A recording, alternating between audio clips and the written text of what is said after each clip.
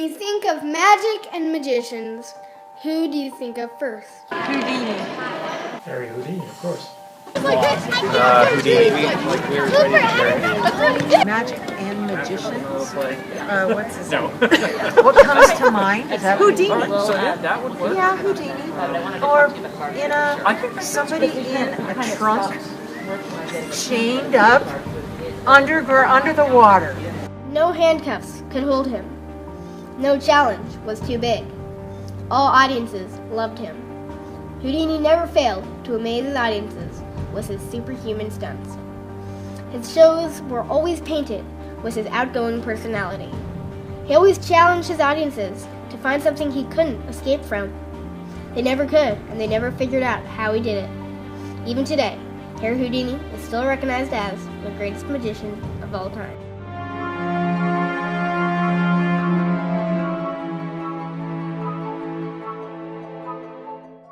Harry Houdini was born Eric Weiss on March 24, 1874 in Budapest, Hungary, to Mayor and Cecilia Weiss. When he was 4 years old, his father, a rabbi, moved the family to Appleton, Wisconsin. There, his father led a small congregation of Jewish immigrants.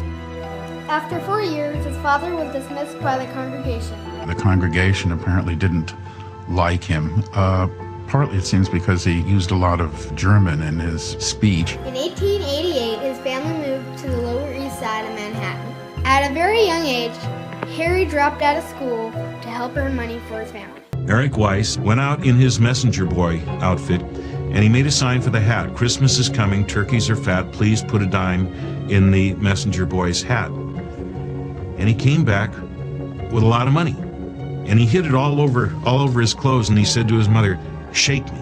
And she shook him, and the money fell down to the floor, and he said, "See, I'm magic."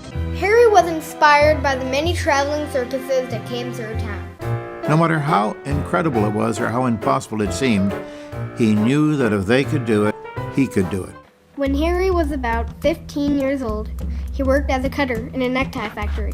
And the boy who worked next to him was about 18. His name was Jacob Hyman.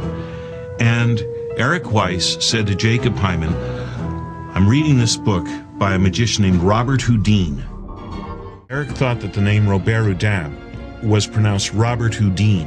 And he said to Jacob, "I want to be just like Robert Houdini." And Jacob said, "Well, if you add an I to Houdin, that would mean like Houdin in French. Houdini. Houdini." Harry's brother Houdini replaced Jacob Hyman, and they hit the road as the Brothers Houdini.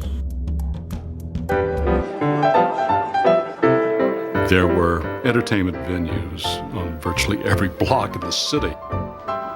Concert saloons, variety theaters, dime museums. Dime museums would indeed advertise what's inside on the outside. Harry performed at dime museums for many years alongside different human anomalies. He really grew to hate it. During the summer of 1894 in Coney Island, the Brothers Houdini met the Floral Sisters, a song and dance act. Harry quickly fell in love with the youngest sister, Beatrice Ranner, and they were married 3 weeks later.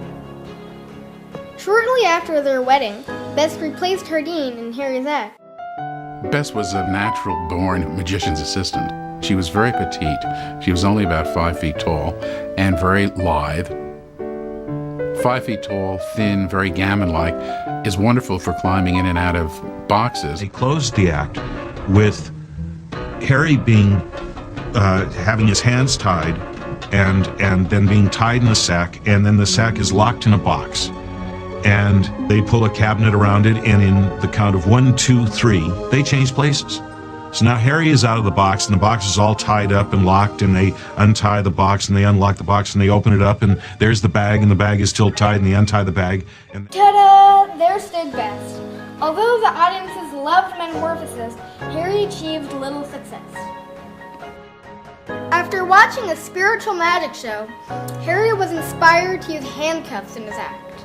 He quickly became known as Harry Houdini, King of Handcuffs.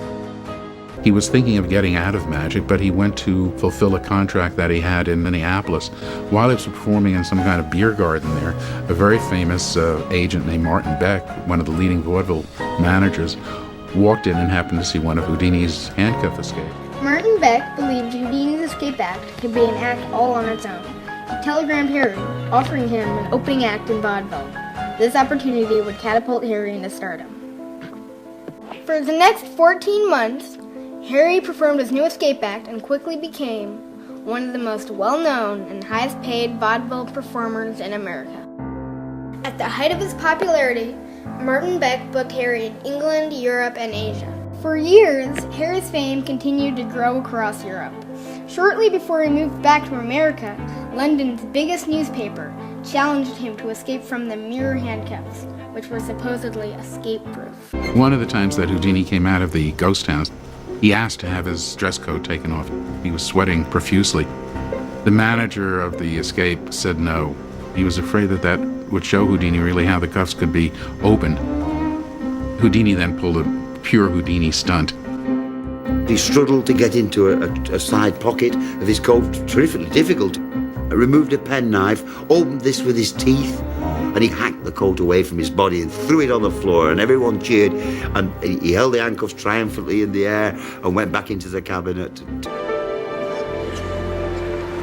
And when he finally emerged from those cuffs, they literally picked him up on their shoulders and walked around with him.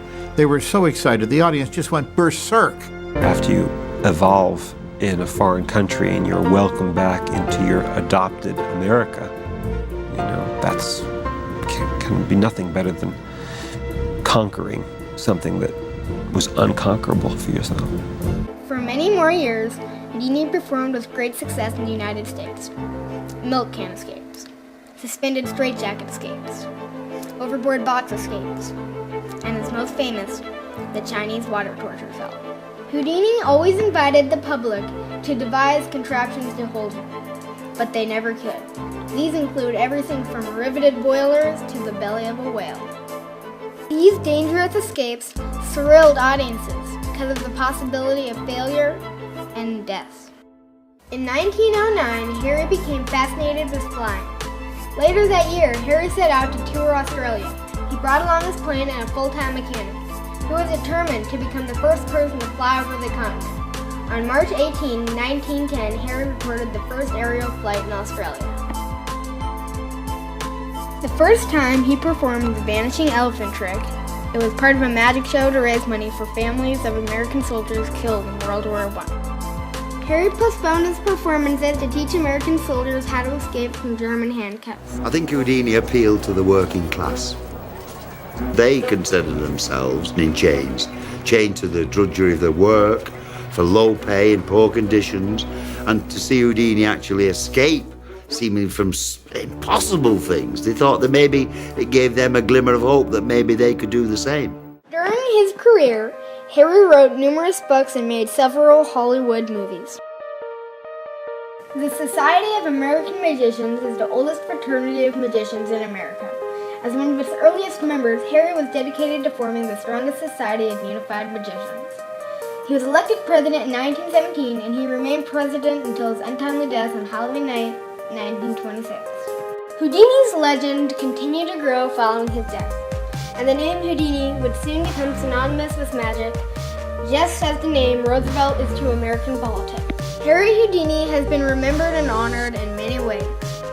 A star on the Hollywood Walk of Fame, a postage stamp, movies made about his life and career, and his large literary collection resides at the Library of Congress. Harry was an inspiration to many of the magicians that followed him, and variations of his tricks are still used today.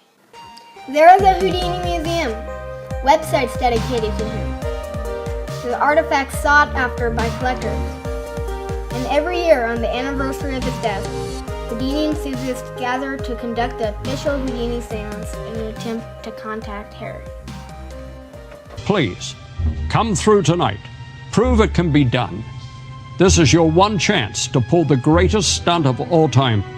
Shall we all chant when I count to 3? Harry, come back. 1, 2, 3. Harry, come back. Harry, come back. Harry, come back. Harry, come back. Harry, come back. Harry, come back.